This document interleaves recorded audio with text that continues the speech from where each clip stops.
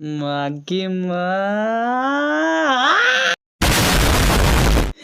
Sorry for the inconvenience guys. तो chainsaw man का दूसरा एपिसोड रिलीज हो चुका है और आज हम उसी के बारे में बात करेंगे। तो एपिसोड की स्टार्टिंग में हम देखते हैं कि डेंजी और माकिमा एक साथ कहीं जा रहे होते हैं और इसी राइड के दौरान माकिमा डेंजी को यह बात क्लियर कर देती है कि डेंजी बस उसका एक पेट है। इसके थोड़े समय बाद डेंजी को भूख लगने लगती है और माकिमा और डेंजी साथ में कहीं खाने के लिए जाते हैं, लेकिन फिर अचानक से डेंजी का सर घूमने लगता है। लेकिन इसमें मैं उसकी कोई गलती नहीं निकालूंगा क्योंकि ऐसे सिचुएशंस में किसी का भी सर घूमने लगेगा। जिसके बाद डेंजी खुद को संभालता है और माकिमा को अपने और पोचिता के रिलेशन के बारे में बताता है कि कैसे इन दोनों का रिलेशन भाइयों वाला था। जिसके बाद माकिमा डेंजी को बोलती है कि मुझे तुम्हारी इस बात पे पूरा भरोसा है। इसके बाद ये रिवील होता है कि माकिमा के पास भी तांजीरो की तरह एक कमाल का सेंस ऑफ स्मेल है। खैर ये सब बातचीत खत्म करके ये लोग फाइनली फिर खाना खाने जाते हैं, जहाँ पे माकिमा डेंजी को बड़े प्यार से अपने हाथों से खाना खिलाती है। और इस पॉइंट पे मैं बस ये कहना चाहूंगा कि अगर पेट होना इसे कहते हैं तो I don't have a problem in being a pet. खैर ये खाना पीना खत्म करने के बाद ये लोग पहुंचते हैं डेविल हंटिंग के टोक्यो हेडक्वार्टर्स में, जहाँ पे माकिमा डेंजी को सूट अप होने के लिए कहती है ताकि वो अपने टीममेट से मिल सके। इसके बाद एंट्री होती है हमारे ब्रांड न्यू कैरेक्टर आकी हायाकावा की, और फिर माकिमा अनाउंस करती है कि आकी और डेंजी एक साथ एक टीम में काम करेंगे। जिसके लिए पहले तो डेंजी इनकार करता है, लेकिन फिर माकिमा की मीठी बातों में आकर वो राजी हो जाता है। जिसके बाद ये लोग पेट्रोलिंग पे निकलते हैं, लेकिन फिर अचानक से आकी और डेंजी के बीच में लड़ाई चालू हो जाती है, जहाँ पे डेंजी आकी के गोटों पे मार मार के उसे सुला देता है।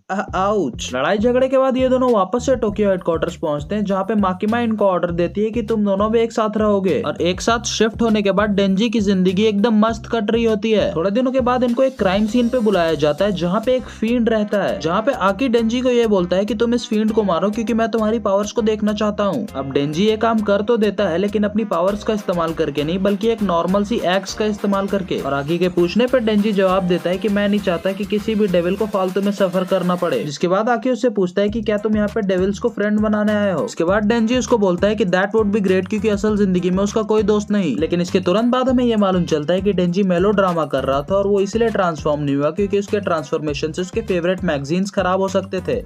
The priorities man. इसके बाद डेंजी को एक फ्लैशबैक आता है, जिसके बाद वो ये सोचने लगता है कि उसकी जिंदगी का अब गोल क्या है, क्योंकि जहाँ एक तरफ बाकी लोग अपने फ्रेंड्स और फैमिली को प्रोटेक्ट करने के लिए ये काम कर रहे थे, वहीं दूसरी तरफ डेंजी के पास ऐसा कुछ था नहीं। इसीलिए वो ये डिसाइड करता है कि वो ये खतरनाक काम माकिमा को पटाने के लिए करेगा। God damn he is obsessed. खैर ये लोग ये काम खत्म करके वापस से हेडक्वार्टर्स पहुंचते हैं, जहाँ पे एक और कैरेक्टर की एंट्री होती है, पावर। जी हाँ, इसका नाम पावर ही है और बिल्कुल हमारी तरह डेंजी भी इसका नाम सुनकर शॉक्ड हो जाता है। लेकिन फिर कुछ चीजों का मुआयना लेने के बाद वो वापस से नॉर्मल भी हो जाता है। इसके बाद ये दोनों पेट्रोलिंग पे निकलते हैं, जहाँ पे पावर किसी डेविल को ढूंढ रही होती है ताकि वो उसे मार सके। और थोड़ी सी छानबीन करने के बाद उसको वो डेविल मिल भी जाता है, जो कि पता नहीं फॉर सम रीजन बहुत ही ज्यादा अबसर्ड दिख रहा होता है। खैर इसके बाद फाइनली हम पावर को उसकी पावर यूज करते हुए देखते हैं, जहाँ पे वो अपने ब्लड से कुछ जायंट हैमर टाइप बना के उस डेविल का सर कुचल देती है। और ये एपिसोड यहीं पे खत्म हो जाता है। अब मैं तो इसके अगले एपिसोड के लिए बहुत एक्साइटेड हूँ, तुम हो कि नहीं? Do let me know in the comments, क्योंकि मैं मिलूंगा तुम लोगों से अगली वीडियो में। टिल देन बी ए शार्क बॉयज, बी ए शार्क।